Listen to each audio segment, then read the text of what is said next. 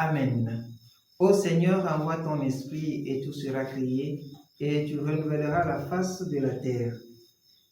Évangile de Jésus-Christ selon saint Marc, chapitre 10, versets 17 à 30. En ce temps-là, Jésus se mettait en route quand un homme accourut et tomba à ses genoux, lui demanda: « Bon maître, que dois-je faire pour avoir la vie éternelle en héritage ?»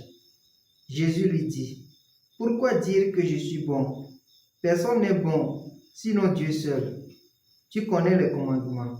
Ne commets pas de meurtre, ne commets pas d'adultère, ne commets pas de vol, ne porte pas de faux témoignages, ne fais de tort à personne, honore ton père et ta mère. » L'homme répondit: « Maître, tout cela, je l'ai observé depuis ma jeunesse. » Jésus posa son regard sur lui et il l'aima.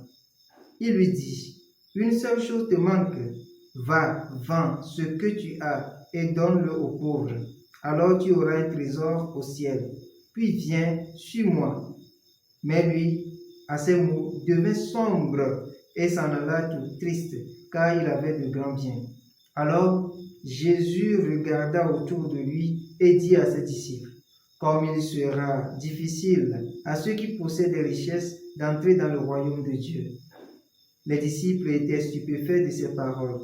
Jésus, reprenant la parole, leur dit: « Mes enfants, comme il est difficile d'entrer dans le royaume de Dieu, il est plus facile à un chameau de passer par le trou d'une aiguille qu'à un riche d'entrer dans le royaume de Dieu. » De plus en plus déconcertés, les disciples se demandaient entre eux: « Mais alors, qui peut être sauvé ?» Jésus les regarde et dit: « Pour les hommes, c'est impossible, mais pas pour Dieu, car tout est possible à Dieu. » Pierre se mit à dire à Jésus: « Voici que nous avons tout quitté pour te suivre. » Jésus déclara: « Amen, je vous le dis, nul n'aura quitté à cause de moi et de l'Évangile une maison, des frères, des sœurs, une mère, un père, des enfants ou une terre, sans qu'il reçoive en ce temps déjà le centuple. Maison, frères, sœurs, mère, enfants et terre, avec des persécutions, et dans le monde à venir, la vie éternelle. » Bien-aimés dans le Seigneur, aujourd'hui 13 octobre, nous célébrons le 28e dimanche du temps ordinaire. Et les textes que l'Église nous propose de méditer en ce jour nous invitent à aimer le bien. Détachement du cœur pour une suite du Christ qui porte pour nous le bonheur. Bien-aimés de Dieu, la sagesse du Seigneur dépasse celle des hommes. C'est ce que la première lecture nous propose. Mais il faut rechercher cette sagesse pour l'épouser et épouser le bien, rejeter le mal. Cette sagesse est beauté, elle est lumière dans toute sa clarté et éclaire tout homme. Elle est la lampe qui éclaire nos routes. Bien-aimés dans le Seigneur, cette sagesse donne force, elle donne énergie.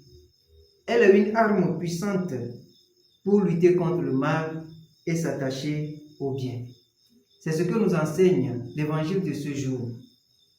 Quand ce jeune homme vient vers Jésus et lui demande ce qu'il faut faire pour avoir la vie éternelle, Jésus lui demande tout simplement de retourner vers les commandements. La première des choses que nous pouvons retenir, d'abord nous chrétiens de ce jour, il nous est même difficile d'abord de respecter les commandements qui nous sont donnés. L'amour de Dieu sans faille, mais aussi l'amour du prochain. Mais un élément qui a été plus difficile à ce jeune homme, c'est le détachement des biens terrestres. Et aujourd'hui, cela nous arrive également. Nous devons donc d'abord respecter les commandements, puisque ceux qui respectent le commandement, la loi de l'amour de Dieu et du prochain, Dieu les aime. Dieu lui-même vient établir sa demeure en eux. C'est ce que nous écoutons souvent. Celui qui m'aime gardera ma parole. Mon Père l'aimera et nous viendrons chez lui. Bien-aimés dans le Seigneur, la seule chose qui nous empêche d'aimer Dieu de tout notre cœur, de toute notre âme, c'est l'attachement aux biens terrestres. Les biens terrestres, nous en avons besoin. Si quelqu'un dit d'ailleurs qu'il n'en a pas besoin, il se trompe lui-même, puisque nous en avons besoin pour bien vivre. Et même pour venir en aide aux plus pauvres, il faut en avoir. Et voilà, mais très souvent, nous n'arrivons pas à nous détacher.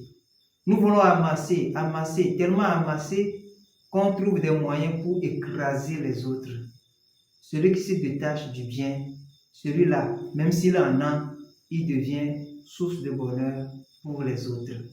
Demandons en ce dimanche la grâce d'un cœur détaché, un cœur toujours ouvert, un cœur qui court jusqu'à la témérité vers le bien, parce que le bien accompli sur terre ne se perd jamais.